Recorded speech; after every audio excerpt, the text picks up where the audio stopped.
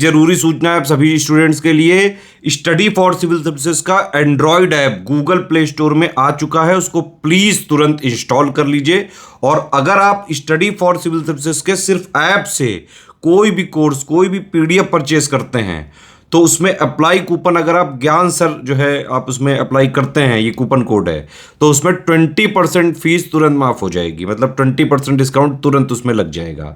ज्ञान सर लिखना है, नॉर्मली ज्ञान सर स्मॉल लेटर में है सब कुछ, कोई स्पेस नहीं, कोई कॉलम नहीं, सिर्फ ज्ञान सर, GYANSIR। इस तरह से अगर कूपन कोड लगाते हैं आप ऐप में बाई करने से पहले, जो अप्लाई कूपन वाले में आता है, तो 20% का डिस्काउंट तुरंत मिलेगा। वीडियो देखिए। नमस्कार दोस्तों, कैसे हैं आप सब। देखिए, इस वीडियो में हम लोग बात करेंगे जो भारत की संविधान सभा थी, कॉन्स्टिट्यूएंट असेंबली, जो कब बनी है 1946 में, उसके बारे में बात करेंगे। कौन कौन सी पार्टी के कितने सदस्य थे, ठीक है, उसका कॉम्पोजिशन क्या था, क्योंकि इससे देखिए क्वेश्चन जो है आपका आता है, जो सीट जो थी वो कैसे आवंटित थी। ठीक है, अब देखो संविधान सभा जो बनी है 1946 में, कॉन्स्टिट्यूएंट असेंबली, इसका मेन काम क्या था, जो आजाद भारत होगा उसके लिए क्या करना, उसके लिए एक संविधान बनाना, कॉन्स्टिट्यूशन बनाना। ठीक है, मेन काम इसका यही था। अब इसमें पहली चीज तो ये समझो, इस समय पे जब कॉन्स्टिट्यूएंट असेंबली बनी है, ठीक है, उस समय पे कितने सदस्य थे, इसमें टोटल सदस्य थे आपके 389। पहला याद कर लो फैक्ट ये, ठीक है, कितने सदस्य थे, 390 में एक कम, 390 में एक कम मतलब कितना हो गया, 389। उसके बाद में जो आपका ब्रिटिश इंडिया प्रोविंस थे उस समय पे 11 थे, इससे कितने सदस्य थे, इसकी कितनी सीटें थी, वो थी आपकी 292। अब आप कहोगे ये ब्रिटिश इंडिया प्रोविंस क्या था, देखो उस समय पे था क्या ना, भारत में जब अंग्रेज रूल कर रहे थे तो 11 प्रांत ऐसे थे जो सीधा जो ब्रिटिश सरकार के अधीन थे, जो ब्रिटिश सरकार के अंदर थे। ठीक है, इसको बोलते थे हम लोग British India provinces, British India provinces. ठीक है, और कुछ भैया राज्य ऐसे थे जहां पर जो वहां के राजा महाराजा थे उनका शासन था, उसको बोला जाता था देसी रियासतें। ठीक है, और फिर कुछ थे आपके चीफ कमिश्नर के प्रोविंस, ठीक, वो 4 थे आपके, तो ये ध्यान रखना है आपको, मुख्य आयुक्त के प्रांत।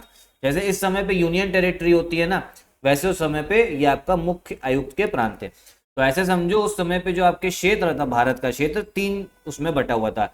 एक जो भैया ब्रिटिश इंडिया प्रोविंस थे, ब्रिटिश इंडिया प्रांत, एक आपकी देसी रियासत है प्रिंसली स्टेट्स, और एक आपका हो गया चीफ कमिश्नर का जो प्रोविंस था उनका राज्य था। ठीक है, अब सीटें कैसी मिली हैं ये ध्यान रख लो। ब्रिटिश इंडिया को कितनी सीटें थी, 292, यहां से मतलब इतने लोग चुन के आएंगे। प्रिंसली स्टेट जो देसी रियासतें थी उससे कितने लोग चुन के आएंगे, 93, और चीफ कमिश्नर जो राज्य थे उनसे 4 चुन के आएंगे। ठीक है, ये याद कर लो, इंपॉर्टेंट है। ब्रिटिश भारतीय प्रांत से कितने, 292 लोग चुन के आएंगे, टोटल प्रांत कितने थे, 11 थे। ठीक, देसी रियासतें से कितने चुन के आएंगे, वो चुन के आएंगे 93, और फिर मुख्य आयुक्त का जो प्रांत था उससे लोग कितने लोग चुन के आएंगे, वो 4 लोग चुन के आएंगे। समझ में आ रहा है। ठीक है, तो ऐसे इसको अगर हम टोटल करें तो कितने सदस्य हो गए, 389 हो गए। पहली चीज तो ये समझनी है।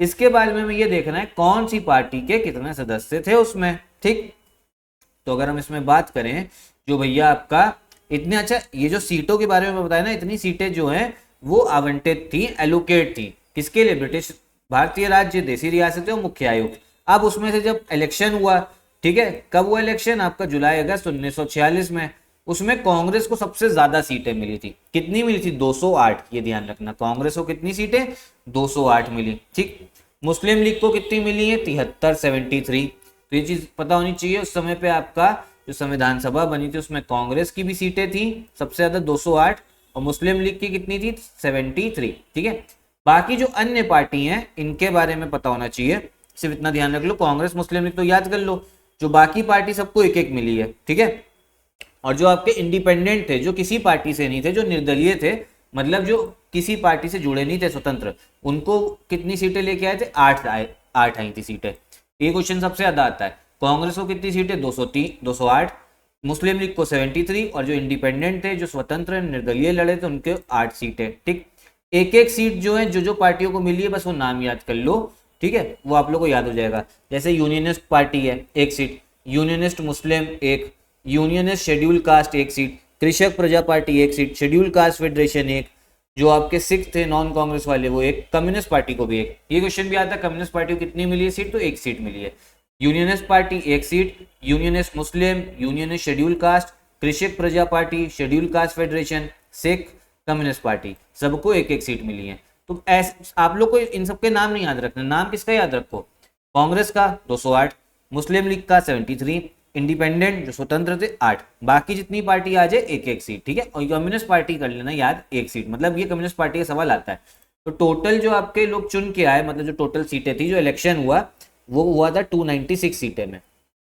देखो फिर से समझ लो, मैंने आपको बताया 389 सीटें थी, कितनी 389, उसमें से जो इलेक्शन होना था, देखो प्रिंसली स्टेट्स में से तो 93 सीट थी इनकी, लेकिन जो चुनाव होना था वो 292 प्लस 4, ठीक है, 296 सीटों पे होना था, जो आपका ब्रिटिश राज्य प्रांत थे और जो आपके मुख्य आयुक्त के प्रांत थे। देसी रियासतों में थोड़ा ना चुनाव होगा, वहां पे तो भैया वो लोग जो है अपना खुद ही के इंसान को भेज देंगे संविधान सभा में, ठीक है। तो ये चीज ध्यान रखना। टोटल कितने सदस्य हैं, 296। इस समय पे मुस्लिम लीग भी जो थी वो आपका कॉन्स्टिट्यूएंट असेंबली का हिस्सा थी, ठीक है। अब आगे देखते हैं। अब इससे भी पूछ लेता है भैया, रिलीजन वाइज, कम्युनिटी वाइज पूछ लेता है। सबसे ज्यादा लोग कौन थे, हिंदू थे, कितने 163, फिर मुस्लिम थे आपके 80, शेड्यूल कास्ट थे 31, इंडियन क्रिश्चियन 6। अब आप कहोगे यार मुस्लिम लीग की तो 73 सीट, लेकिन मुस्लिम टोटल जो स्ट्रेंथ है 296 में 80 कैसे हो गई, क्योंकि देखो बहुत सारे जो उस समय मुस्लिम थे वो आपका कांग्रेस में भी थे, कांग्रेस से भी चुनाव लड़े थे, इस वजह से। बैकवर्ड ट्राइब जो है वो 6, सिखों को कितनी सीट मिली 4, एंग्लो इंडियन 3 और पारसी 3। तो देखो एंग्लो इंडियन वाला क्वेश्चन काफी आता है, कितनी सीटें मिली थी 3, पारसियों को भी 3 मिली, ठीक है, सिखों को 4, फिर शेड्यूल कास्ट को 31, इंडियन क्रिश्चियन जो थे आपका 6 सीट, बैकवर्ड ट्राइब को 6, हिंदू को 163 और मुस्लिम को 80। टोटल करेंगे तो ये भी बनेगा आपका 296, ठीक है। तो ये इंपॉर्टेंट था, हिंदी में भी देख लो। तो हिंदुओं को कितनी सीट थी 163, मुस्लिम को 80, अनुसूचित जाति शेड्यूल कास्ट 31, भारतीय साई 6, पिछड़ी जनजाति जैसे इस समय शेड्यूल ट्राइब जो है वो 6 हो गया, सिखों को 4, एंग्लो इंडियन 3, पारसी 3, ये वाले से क्वेश्चन आता है। तो टोटल 296, ठीक। सबसे ज्यादा अगर पार्टी वाइज देखे तो कांग्रेस, फिर मुस्लिम लीग, बाकी सबको एक, जो इंडिपेंडेंट चुनाव लड़े थे वो 8 सीटें जीते थे, ठीक है। तो इतना ही था आपका कॉन्स्टिट्यूएंट असेंबली में, इतना ही रखते हैं इस वीडियो में, ठीक है, क्योंकि इससे क्वेश्चन बनता है कि किसको कितनी कितनी सीटें मिली। आगे जो है हम देखेंगे कि कौन से राज्य से कितने सदस्य थे, और फिर हम लोग भारतीय जो आपके देसी रियासतें थी उनके बारे में भी देखेंगे, ठीक है। बाकी हम लोग का पेड ग्रुप स्टार्ट हो गया, यूपी पीसीए 2024 क्रैश कोर्स का, आप ज्वाइन कर सकते हो इन नंबर पे कॉल करके। कोई डाउट हो तो कमेंट बॉक्स में पूछिएगा। नमस्कार।